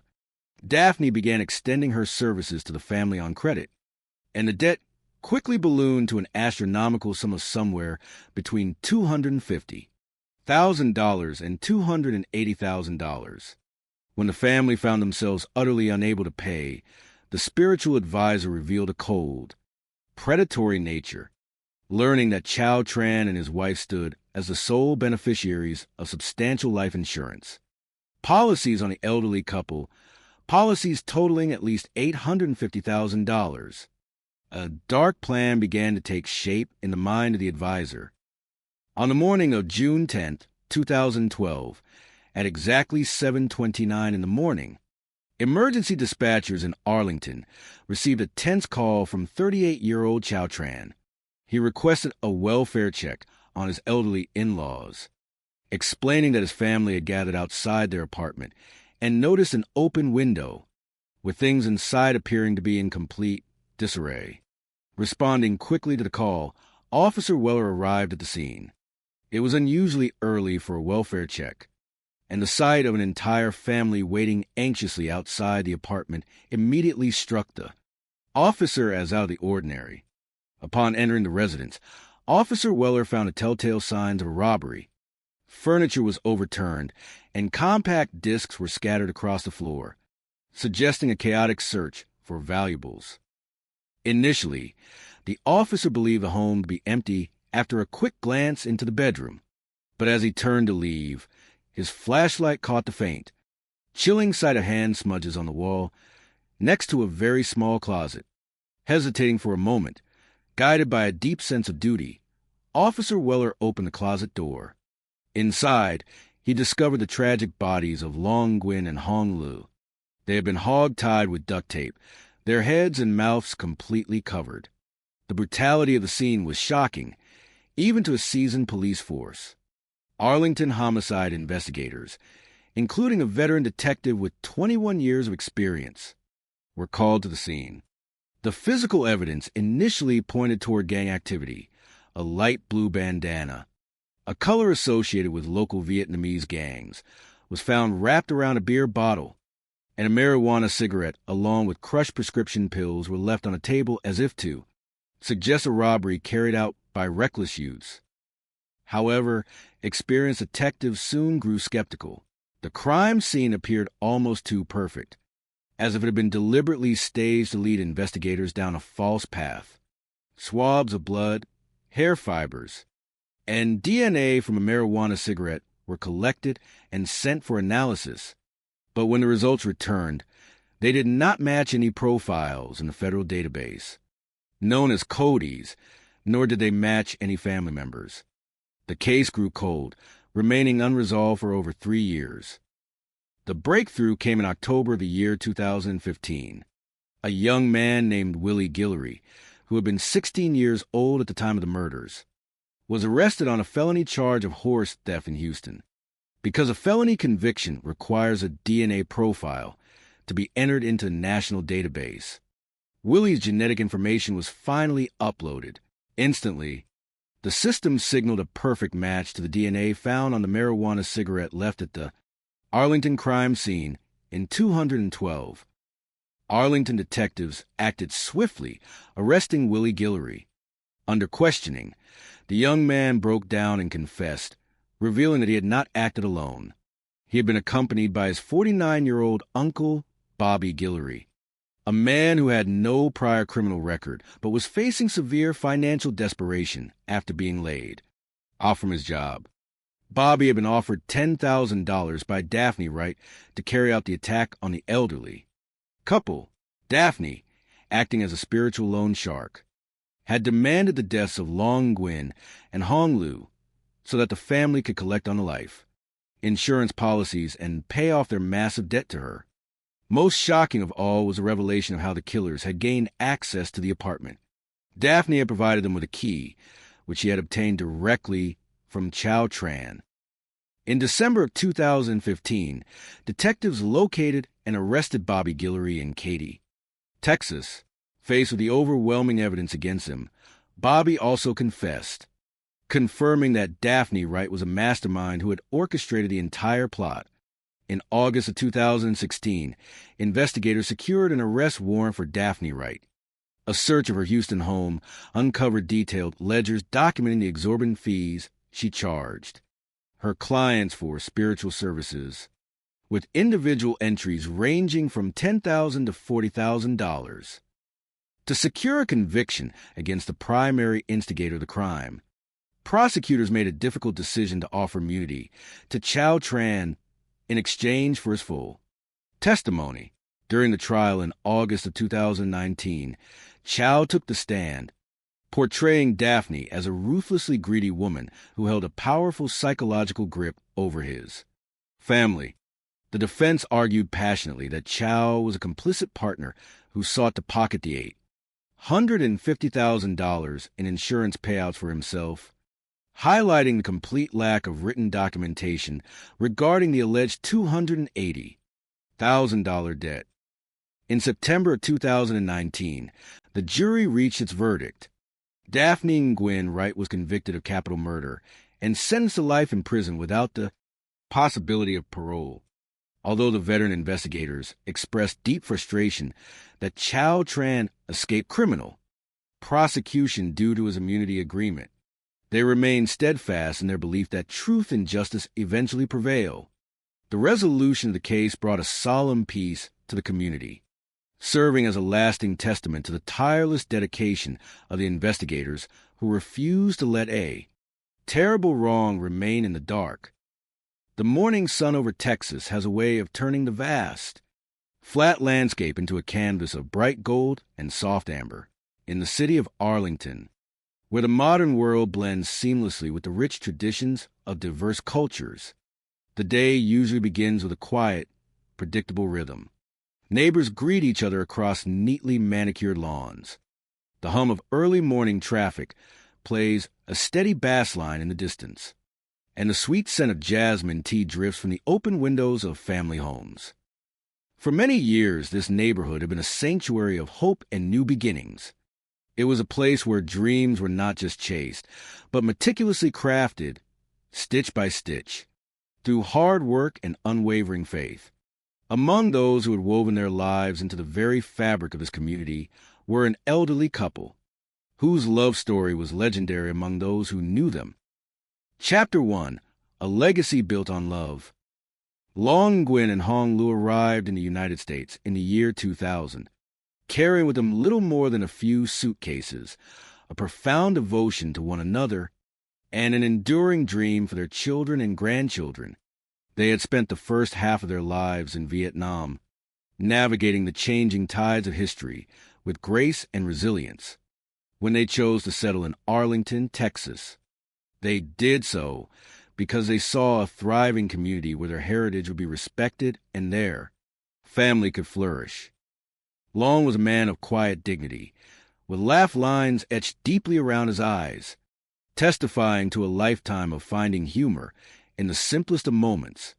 He possessed an innate ability to make anyone feel at ease, often sharing gentle jokes and stories of his youth over cups of hot tea. Hong was his perfect counterpart.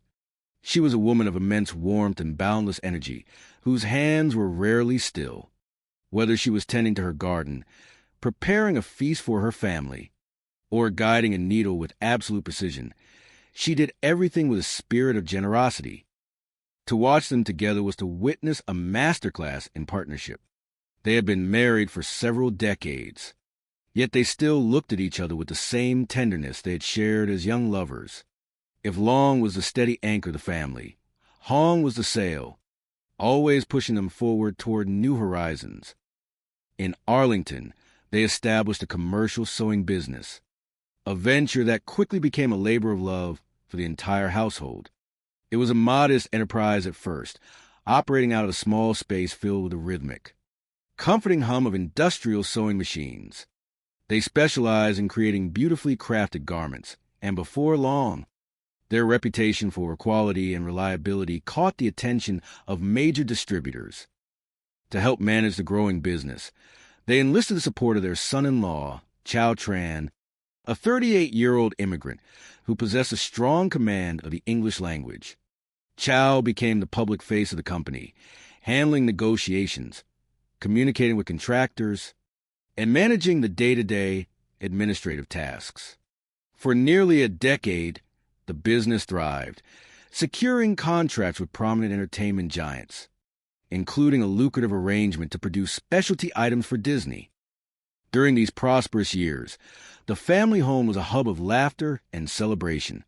Sunday dinners were a sacred tradition, where 3 generations would gather around a long wooden table laden with traditional Vietnamese dishes. Long would often raise a glass, his face glowing with pride. As he looked at his children and grandchildren, he would remind them that their success was not measured by the balance in their bank accounts, but by the love they shared and the integrity with which they lived their lives. Chapter 2, The Changing Winds. By the year 2011, however, the economic landscape began to shift. The highly coveted contract with the entertainment giant was lost, and the steady stream of orders that had once kept the sewing machines humming day and night began to dwindle. The sudden downturn cast a shadow of worry over the household. Long and Hong, ever resilient, tried to maintain an atmosphere of optimism, reminding their family that seasons of struggle were natural and that they had survived far worse trials in the past. Yet, as the financial pressures mounted, the family began to look for ways to restore their good fortune. In many traditional cultures, when hard work and practical effort seemed to fail, people turned to the spiritual realm for guidance and protection. For centuries, many have believed in the power of spiritual advisors to help clear away obstacles, lift perceived curses, and invite blessings of prosperity back into a home. It was during this period of uncertainty that Chow Tran and his mother-in-law, Hong, began searching for a spiritual solution to their business troubles. In a local Vietnamese newspaper, they came across an advertisement for a spiritual advisor named Daphne Wright, who operated out of Houston, approximately 250 miles away. The advertisement promised that she possessed a unique ability to remove negative energy, lift ancestral curses, and restore harmony and abundance to struggling businesses. Hoping to find a turning point for their beloved sewing business, Chow contacted Daphne and arranged for a consultation. Soon after, Chow and Hong traveled to Houston to meet with her. Daphne, a charismatic and direct woman, performed a series of traditional rituals designed to cleanse their business of bad luck. For a time, the family felt a renewed sense of hope. They returned to Arlington believing that the dark clouds would soon part and their sewing machines would once again sing with productivity. But as the months passed, the business did not recover. Instead of adapting to the new market realities, they found themselves slipping deeper into a financial entanglement with their spiritual advisor, whose fees for ongoing rituals and protective measures began to escalate dramatically. Chapter 3: The Dedicated Seekers of Justice. In the early morning hours of June 10th, the peaceful silence of the Arlington neighborhood was broken by a call to emergency services. Chow Tran requested a welfare check on his elderly in-laws, expressing deep concern that they were not answering their door and that their apartment appeared to be in disarray. When the responding officers arrived, they found the family gathered outside, filled with anxiety. The primary responding officer, a dedicated public servant with 14 years of experience, immediately sensed that this was no ordinary welfare check. The open window and the quiet stillness of the residence suggested that something was profoundly wrong. Upon entering the apartment, the officers discovered that a terrible tragedy had occurred. Long and Hong had been victims of a senseless and brutal act of violence. The home had been staged to look like a burglary gone wrong, complete with scattered belongings and items associated with local gang activity left behind as a false trail. For the veteran homicide investigators of the Arlington Police Department, the loss of this gentle, well-loved elderly couple was a deeply felt blow. The lead detective, a man who had dedicated 21 years of his life to investigating homicides, felt a profound responsibility to find the truth. He knew that Long and Hong had no enemies. They were cherished members of the community who had spent their lives helping others. The initial clues seemed almost too convenient. A light blue bandana wrapped around a beverage bottle was left in a prominent position, seemingly pointing toward local gangs. However, the seasoned investigators remained skeptical. Experienced detectives know that when a crime scene appears too perfect, it is often because someone has gone to great lengths to stage it. The investigators began a meticulous, exhaustive search for answers. They interviewed family members, spoke with neighbors, and collected physical evidence from the scene. They recovered genetic material from a cigarette left behind, hoping it would lead them to a suspect. Yet, when the samples were run to the national database, there were no matches. The case, despite the relentless efforts of the police, eventually went cold for 2 years. But true justice is a patient force, and the detectives refused to let the memory of Long and Hong fade into the past. Chapter 4: The Unraveling Thread. The breakthrough came in the autumn of the year 2015, proving that even the smallest, seemingly unrelated events can bring the truth to light. A young man named Willie Guillory was arrested in Houston for an unrelated offense. Because he had recently reached adulthood and was facing a felony charge, his genetic profile was entered into the national database for the first time. Within days, the system flagged a perfect match between Willie's genetic material and the evidence recovered from the Arlington crime scene 3 years prior. The Arlington detectives immediately traveled to interview the young man. When faced with the scientific evidence, the weight of his past actions became too heavy to bear. Willie broke down and confessed, explaining that he had been only 16 years old at the time of the incident and had been led, astray by his uncle, Bobby Guillory. Willie revealed that they had been hired to carry out the act by Daphne Wright, the spiritual advisor from Houston. According to Willie, Daphne claimed that the elderly couple owed her a massive sum of money, somewhere between $200,000 and $50,000 and $280,000 for her spiritual services. When the family was unable to pay, Daphne's greed consumed her, and she sought to collect on the substantial life insurance policies held by the couple. Armed with this critical information, the detectives moved swiftly to arrest Bobby Guillory. Bobby, who had no prior criminal history, also confessed, confirming that Daphne had orchestrated the entire plan, promising him $10,000 to assist in the crime. As the investigators dug deeper, they uncovered a complex web of manipulation and misplaced trust.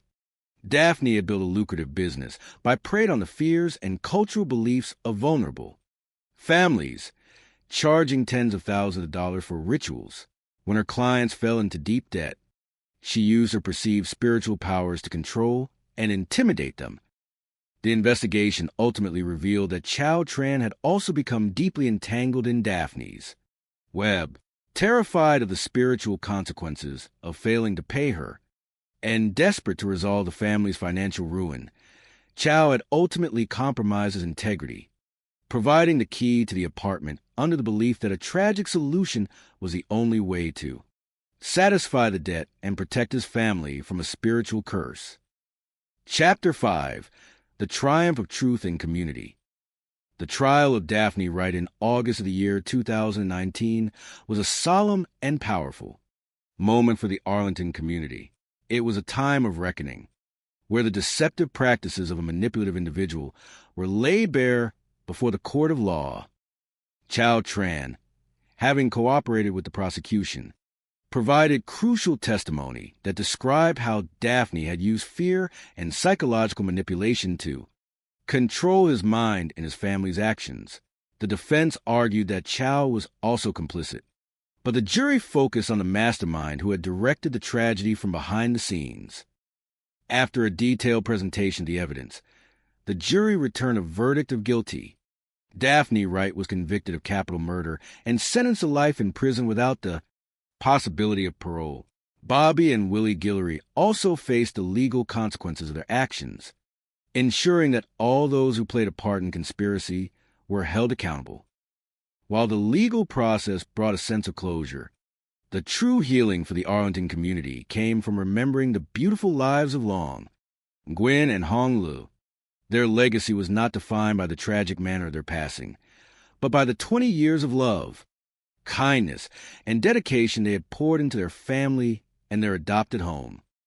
The story of Long and Hong serves as an inspiring reminder of the power of community, the importance of protecting the vulnerable, and the enduring strength of love over greed. In the neighborhood where they once lived, the hum of sewing machines can still be heard from time to time, a comforting sound that reminds everyone of a couple who arrived with a dream and left behind a legacy of warmth, resilience, and hope. The morning sun in the state of Texas has a way of stretching across the flat, wide horizon like a warm, golden hand. It rises over the pine trees of the east and spills across the concrete ribbons of the highways, warming the brick-and-mortar homes of Arlington, a city nestled comfortably between the bustling hubs of Dallas and Fort Worth. In this place, where the wind smells of dry grass and distant barbecue smoke, thousands of families from all corners of the globe had come to plant their seeds, hoping the soil of the American dream would be kind to them. Among those who had crossed the vast, blue expanse of the Pacific Ocean were Long Gwen and his devoted wife, Hong Lu. They were a couple who carried the quiet dignity of their homeland, Vietnam, in the very way they walked, spoke, and smiled. In the year 2000, when the world was celebrating the dawn of a new millennium, Long and Hong had packed their lives into a few suitcases, holding tight the hands of their children and grandchildren. They did not come with gold or grand promises, but they possessed an inexhaustible reservoir of determination, a deep love for one another, and a shared vision of a peaceful life where their descendants could flourish. Arlington, with its large, vibrant, and welcoming Vietnamese community, felt like the perfect sanctuary. It was a place where one could buy fresh ginger and jasmine rice at the local markets, hear the familiar melodic tones of their native tongue spoken on the streets, and yet still look up to see the broad, blue Texas sky. To build their legacy, Long and Hong did what they knew best. They possessed an extraordinary talent for craftsmanship, a precise and artistic understanding of fabric, thread, and needle. With the help of their family, they established a commercial sewing business. It was a modest operation at first, housed in a bright space filled with a rhythmic, comforting hum of sewing machines. The air was always thick with the scent of fresh cotton and the steam from heavy industrial irons. To bridge the gap between their traditional ways and the fast-paced American business world, they relied heavily on their son-in-law, Chow Tran. Chow was a young man of 38 years, energetic, eager to please, and blessed with a quick, friendly English vocabulary that made him the natural public face of the enterprise. Chow loved his family deeply. He took immense pride in walking into the offices of large commercial contractors, shaking hands with American executives, and negotiating deals that kept the family machines humming. For nearly 10 years, their hard work paid off in ways they had only dared to imagine in their quietest dreams. The pinnacle of their success arrived when they secured a lucrative contract to manufacture garments for a global commercial giant, none other than the legendary Disney enterprise. For a time, their workshop was filled with the bright, cheerful colors of beloved cartoon characters, and the future seemed as bright and secure as a summer day. Yet, as the wheel of fortune turns, the bright days eventually gave way to a season of shadow. By the year 2011, the global economy had shifted, contracts grew scarce, and the cherished agreement with the giant enterprise slipped through their fingers. The sewing machines, once a chorus of prosperity, fell silent one by one. The bills began to pile up on the kitchen table like dry leaves in autumn. For Long and Hong, who had survived wars and the monumental struggle of migration, this financial strain was not merely a matter of numbers. It felt like a spiritual weight, an invisible cloud of bad luck that had settled over their household. In traditional Asian culture, when hard work and practical effort seem to fail, it is natural to look beyond the physical world for answers. For thousands of years, people have believed in the delicate balance of spiritual energies, in the protective power of ancestral blessings, and the existence of unseen forces that can influence a person's destiny. Long and Hong, steeped in the mysticism of their homeland, became convinced that their business was not merely suffering from market downturns, but was under the heavy shadow of a curse. They felt they needed a spiritual protector, someone who could realign their fortunes and restore the harmony they had lost. It was during a quiet afternoon, while searching through the pages of a local Vietnamese newspaper, that Chow Tran and his mother-in-law, Hong, discovered an advertisement that seemed to promise a beacon of hope. The advertisement belonged to a spiritual advisor named Daphne Wright, who operated her practice some 250 miles away in the sprawling coastal city of Houston. Daphne advertised herself as a powerful medium, a woman capable of lifting the most stubborn of curses, invoking good fortune, and shielding families from spiritual harm. Her words held a magnetic appeal for a family standing on the precipice of financial ruin. Encouraged by Hong's deep faith, Chow made the long drive to Houston to seek a consultation. In a quiet neighborhood, they met Daphne, a woman of 44 years who carried herself with an immense, commanding presence. Daphne was married to a quiet man named Howard and was the mother of 3 daughters. In her home, she was the absolute center of gravity, loud, direct, and completely in control. To Chow and Hong, she appeared to be a figure of monumental authority, someone who possessed the keys to the spiritual realm. Daphne performed an elaborate ritual, burning sweet incense, chanting ancient prayers, and promising that the dark clouds hanging over their sewing business would soon scatter. The family returned to Arlington filled with a renewed sense of hope, believing their investment in faith would soon bear fruit. However, the spiritual assistance did not come without a price. What began as a simple consultation soon transformed into a complex web of financial demands. Daphne explained that the curse on their business was exceptionally deep and stubborn, requiring more elaborate, more frequent, and far more expensive rituals to dissolve. Desperate to keep their American dream alive, and terrified of the spiritual consequences of stopping the ceremonies, the family began to pour their remaining savings into Daphne's hands. As the months stretched into the year 2012, the sewing business did not recover. Instead of stepping back, Chow and Hong found themselves trapped in a psychological cage. They believed that if they stopped paying, the spiritual advisor would turn her formidable powers against them, transforming her protective prayers into a devastating curse. Daphne, sensing their absolute vulnerability, began to run her services on credit. The debt ballooned rapidly, climbing to a staggering some between $250,000 and $280,000. It was a phantom debt, documented nowhere but in the ledger of their own fear. To pay this impossible sum, a dark and tragic idea began to take root.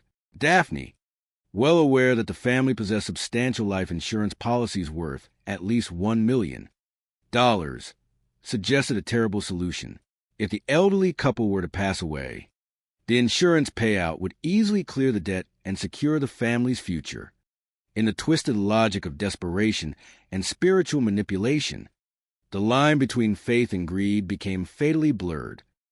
On the morning of June Muoy, 2012, the quiet neighborhood of Arlington was shattered when Chow Tran called emergency dispatchers, requesting a welfare check on his elderly in-laws. He explained to the operator, in a voice tight with anxiety, that his family had gone to the apartment and noticed an open window, with things inside appearing to be in complete disarray.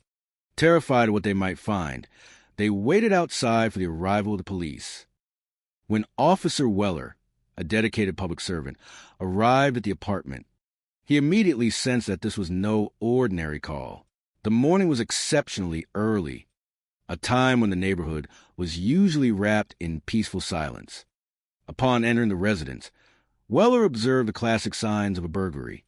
Drawers were pulled open, items were scattered across the floor, and the living room was in complete disarray. He called out, his voice echoing off the walls, but received no response. He checked the kitchen and the bathroom, finding them empty. Finally, he turned his attention to the master bedroom. At first glance, the bedroom appeared empty, and Weller felt a brief sense of relief, imagining the elderly couple had simply gone for an early morning walk to enjoy the cool Texas air. But as he turned to leave, his flashlight beam caught a series of dark hand smudges on the wall next to a remarkably small closet. A cold instinct, born of years on the beat, urged him to pause. He opened the closet door, and the reality of human cruelty laid itself bare. Inside the cramped space lay Long Nguyen and Hong Lu. They had been bound tightly, their heads and mouths covered, and they had tragically succumbed to suffocation.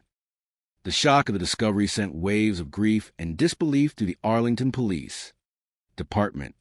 Homicide detectives, including seasoned veterans with over 21 years of experience, arrived at the scene. They were met with a baffling array of clues.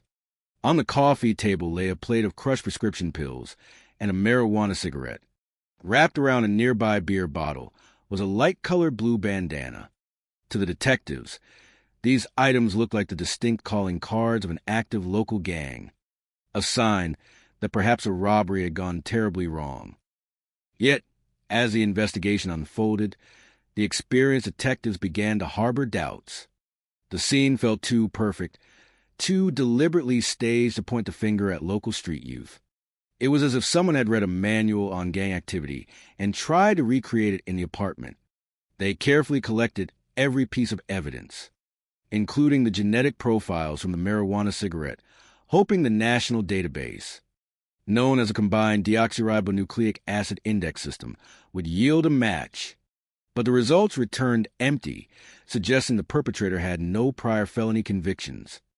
For 3 long years, the case remained cold, a solemn shadow over the Arlington community. The memory of the sweet, hard-working couple who had only ever wanted to build a good life for their family kept the detectives searching for answers. Then, in the year 2015, the wheel of justice turned once more in the most unexpected way. In a neighboring county, a young man named Willie Guillory, who was 16 years old at the time of the tragedy, was arrested for a felony involving the theft of a horse.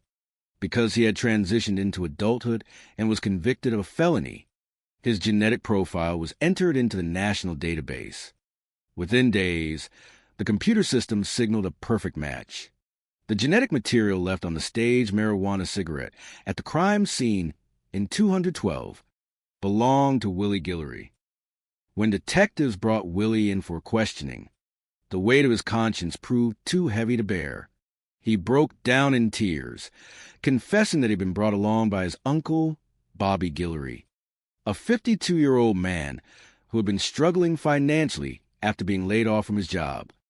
Bobby had been recruited by Daphne Wright, who promised him the sum of $10,000 to carry out the deed. Daphne, the spiritual advisor, wanted her money, and she had orchestrated the entire plot to collect on the family's life insurance policies. Bobby Guillory was soon arrested, and he too confessed, revealing the shocking depth of the betrayal.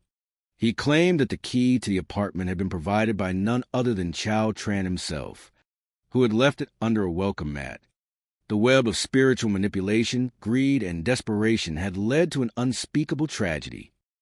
To secure a conviction against the mastermind, prosecutors made a difficult decision, offering Chow Tran immunity in exchange for his full and truthful testimony.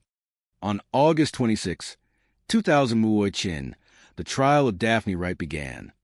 Chow took the stand, portraying Daphne as a powerful, greedy woman who had used her spiritual influence to control his mind and dominate his family. The defense argued fiercely that Chow was a complicit actor who had sought the $850,000 insurance payout for his own gain, but the jury ultimately focused on the architect of the crime. Daphne Wright was convicted of capital murder and sentenced to life in prison without the possibility of parole, ensuring she would never again exploit the faith of vulnerable families. Bobby and Willie Guillory also faced the consequences of their actions, while the community of Arlington began the long, quiet process of healing. Though the road to justice was long and filled with sorrow, it served as a powerful reminder of the resilience of love, the importance of truth, and the enduring strength of a community united against greed. The morning sun of Texas has a way of climbing over the horizon like a slow, heavy wave of gold, spreading its warmth across the quiet suburbs of Arlington. In the early hours of June 10, 2012, the streets were mostly silent, save for the occasional chirp of a morning bird or the distant hum of a passing delivery truck. It was a day that began with a sense of peace, a day that promised the quiet rhythms of summer. Yet, beneath the surface of this tranquil neighborhood, a deeply unsettling mystery was about to unfold, one that would challenge a veteran police force, test the bonds of a hard-working immigrant family, and ultimately remind everyone of the delicate balance between hope, desperation, and the pursuit of truth. To understand the story that transpired in Arlington, one must first look back to the turn of the century, to the year 2000, when an elderly couple named Long Nguyen and Hong Lu made a monumental decision. They chose to leave behind the familiar landscapes of Vietnam, packing up their dreams and their cherished memories to cross the ocean. They brought with them their 3 adult children and their grandchildren, seeking what so many before them had sought, the American dream. Arlington, a vibrant city nestled within Tarrant County, welcomed them with its broad streets and diverse communities. Over the decades, especially after the historic events of 1975, Arlington had become a sanctuary for a large, thriving Vietnamese community. Families who had traveled across the world found comfort in building a new life together here. blending their deep-rooted cultural heritage with the dynamic opportunities of American commerce.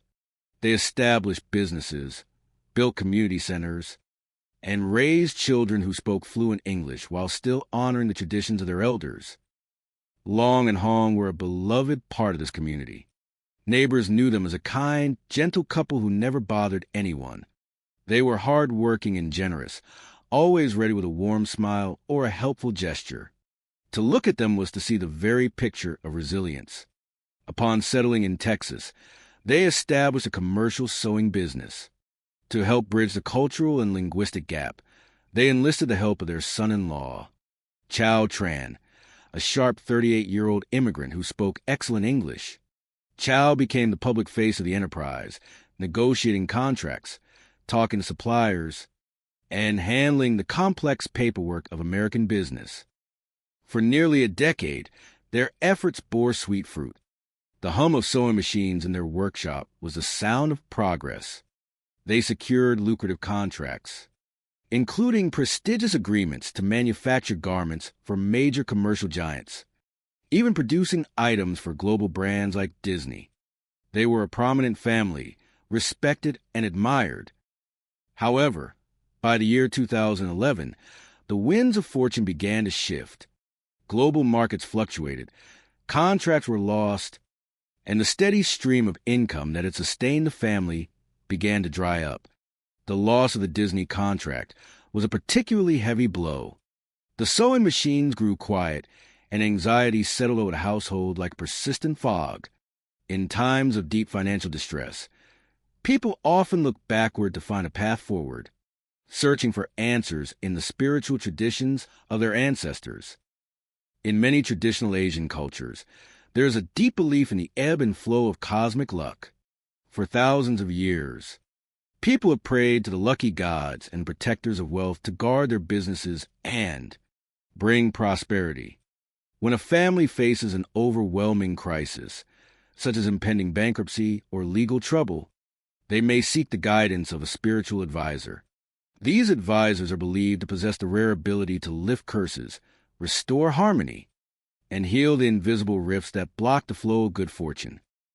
Desperate to save the family legacy, Chow Tran and his mother-in-law, Hong Lu, began searching for a spiritual solution. In the pages of a local Vietnamese newspaper, they discovered an advertisement for a spiritual advisor based in Houston, some 250 miles away. Her name was Daphne Wright. She claimed to possess the power to lift dark curses, invite prosperity, and alter the course of destiny. To a family standing on the precipice of financial ruin, her promises sounded like a lifeline. Chow contacted Daphne, and she agreed to meet him at her Houston home for a consultation. The family placed their ultimate trust in her, hoping that through ancient rituals and spiritual intervention, their business would once again thrive. They could not have known that this search for a spiritual savior would slowly entangle them in a web of greed, manipulation, and tragedy. 1 year later, on the morning of June 10, 2012, at 7:29 in the morning, the peace of Arlington was shattered. Chow Tran placed an urgent call to emergency dispatchers, requesting a welfare check on his elderly in-laws. He explained to the dispatcher that his family had gathered outside the apartment of 70-something Long Nguyen and his wife Hong Lu. They had knocked on the door, but there was no answer. His teenage son had peeked through a window and noticed that things inside looked incomplete. Disarray. Terrified of what they might find, the family waited outside for the authorities to arrive. Officer Weller, a dedicated officer with 14 years of experience, was the first to arrive on the scene. He noted that the gathering of an entire family outside an apartment so early in the morning was highly unusual for a typical welfare check. Walking up to the residence, he saw the open window and the signs of a potential break-in. Upon entering the apartment, the scene appeared to confirm a burglary gone wrong. Furniture was overturned, and compact discs were scattered across the floor, as if someone had ransacked the living room in a frantic search for valuables.